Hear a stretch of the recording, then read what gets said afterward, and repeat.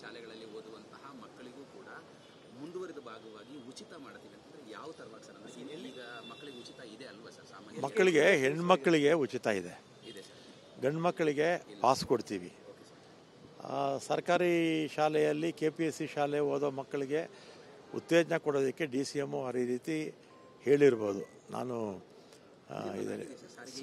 ಈಗ ನಮ್ಮಿಂದ ಏನಾಗುತ್ತೆ, ಫೈನಾನ್ಸ್ಗೆ ಹೋಗಬೇಕು.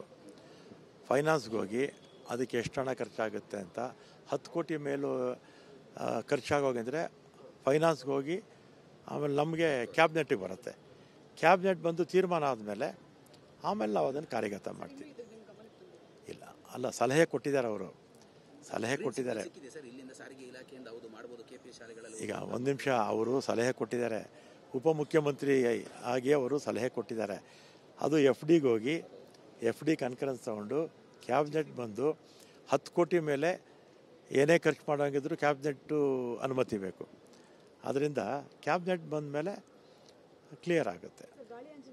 ಪಬ್ಲಿಕ್ ಶಾಲೆಗಳಲ್ಲಿ ಓದುವಂತಹ ಮಕ್ಕಳಿಗೂ ಕೂಡ ಮುಂದುವರಿದ ಭಾಗವಾಗಿ ಉಚಿತ ಮಾಡ್ತೀವಿ ಅಂತಂದ್ರೆ ಯಾವ ತರವಾಗಿ ಸರ್? ಅಂದ್ರೆ ಈಗ ಮಕ್ಕಳಿಗೆ ಉಚಿತ ಇದೆ ಅಲ್ವಾ ಸರ್? ಸಾಮಾನ್ಯ ಮಕ್ಕಳಿಗೆ ಹೆಣ್ಮಕ್ಳಿಗೆ ಉಚಿತ ಇದೆ, ಇದೆ ಸರ್.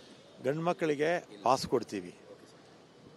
ಸರ್ಕಾರಿ ಶಾಲೆಯಲ್ಲಿ KPSC ಶಾಲೆ ಓದೋ ಮಕ್ಕಳಿಗೆ ಉತ್ತೇಜನ ಕೊಡೋದಕ್ಕೆ DCM ಈ ರೀತಿ ಹೇಳಿರ್ಬೋದು. ನಾನು ಈಗ ನಮ್ಮಿಂದ ಏನಾಗುತ್ತೆ, ಫೈನಾನ್ಸ್ಗೆ ಹೋಗಬೇಕು.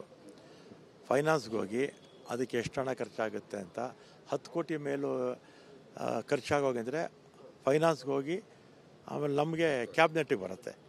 ಕ್ಯಾಬಿನೆಟ್ ಬಂದು ತೀರ್ಮಾನ ಆದಮೇಲೆ ಆಮೇಲೆ ನಾವು ಅದನ್ನು ಕಾರ್ಯಗತ ಮಾಡ್ತೀವಿ.